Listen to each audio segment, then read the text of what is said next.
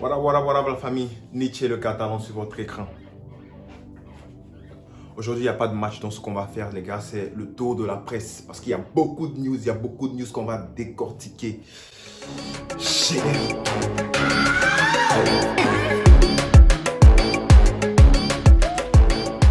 Alors, Ter Stegen est blessé. Ter Stegen est blessé les gars. Il doit subir une opération au genou. Donc, moi, j'ai des questions par rapport à ça. Je sais que Ter Stegen, depuis le début de la saison dernière, il a subi une opération au même genou. Bon, je ne sais pas si c'est le même genou ou si c'est l'autre genou.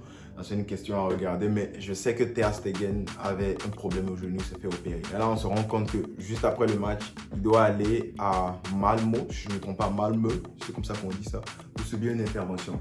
La question pour moi, c'est est-ce que Ter Stegen était blessé au courant de la saison? Je pense que oui, parce que durant le match contre Celta Vigo, il n'y a pas eu de... J'ai rien vu qui aurait pu blesser Ter Stegen. Donc je pense que c'est une blessure qui était là depuis longtemps. Mon autre question, ce que je me demande, c'est est-ce que donc cette blessure n'est pas à l'origine de sa méforme? Ça pourrait être une hypothèse, parce qu'on sait que Ter Stegen était en mesure de concurrencer le grand Manuel Neuer, mais on ne sait pas ce qui s'est passé. Il a commencé à faire des boulets. Disons, le but piqué, il était arrêté là devant comme un piqué. Il n'était même pas capable de bouger, les gars. Est-ce que cette blessure serait à l'origine de la méforme de Ter Stegen? Ça pourrait être une question.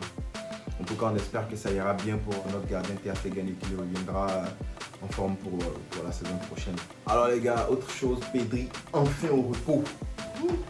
Finalement, Coman a attendu 52 matchs avant de penser que oh, tiens, ce petit, on dirait qu'il faut qu'il se repose. Bah ouais, Coman, c'est pas une machine. Bon, soyons sérieux. Pedri enfin au repos. Il a commencé ses vacances déjà. Donc Pedri ne sera même pas sur la liste de convoqués pour le prochain match. D'ailleurs, même ce match, j'espère qu'il y aura beaucoup de jeunes parce que leur saison est déjà finie. Donc il faut leur donner de la chance. Je pense à un certain Gavi.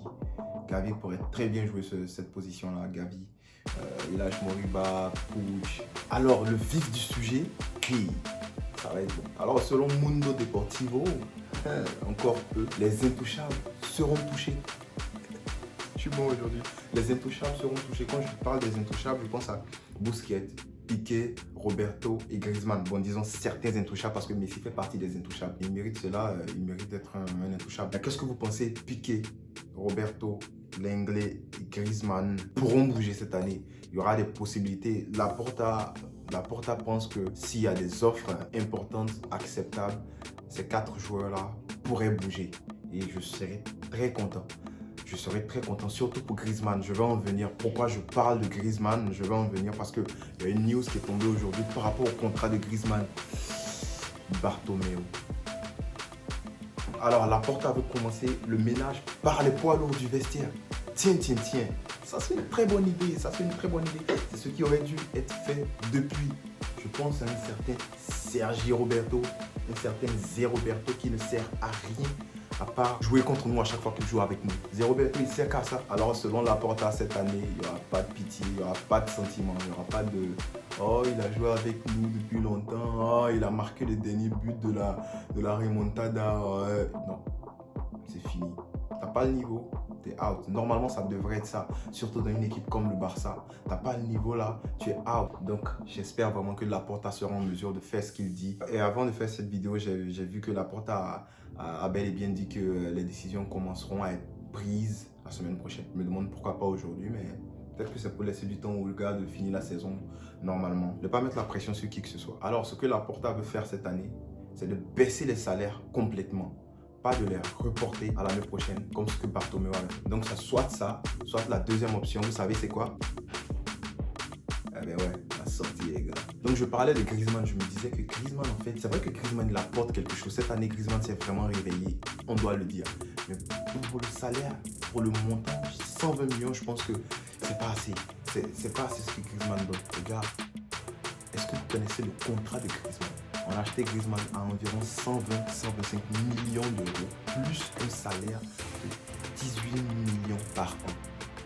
Waouh! Ça, c'est environ 364 000 par semaine. Quand je pense qu'il y a des semaines où Griezmann ne peut même pas faire une passe.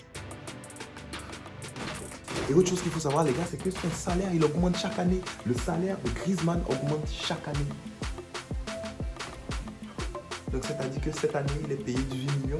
L'année prochaine, Griezmann sera peut-être payé à 20 millions. L'année qui suit, 23 millions. Bartomeu. En tout cas, j'espère que cette année, on va dire bye bye à Griezmann.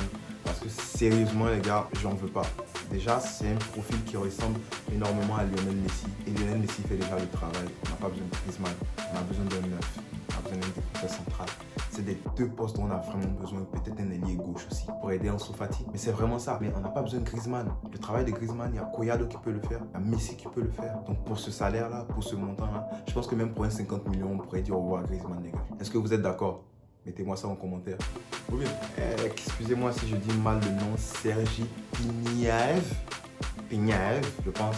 Mais c'est une pépite russe, je ne sais pas si vous le connaissez, un petit ailier gauche là, il est très tranchant. Il était censé aller à Manchester United, mais il ne peut plus signer de joueurs de moins de 18 ans, si je ne me trompe. Il ne peut plus signer de joueurs de moins de 18 ans. Donc ce petit-là sera sûrement au Camp Nou l'année prochaine. Ce petit-là, il est tranchant, j'ai regardé ses vidéos.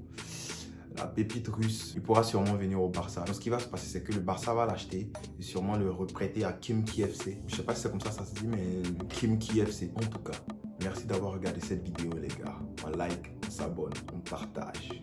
On est ensemble, comme toujours. Visca.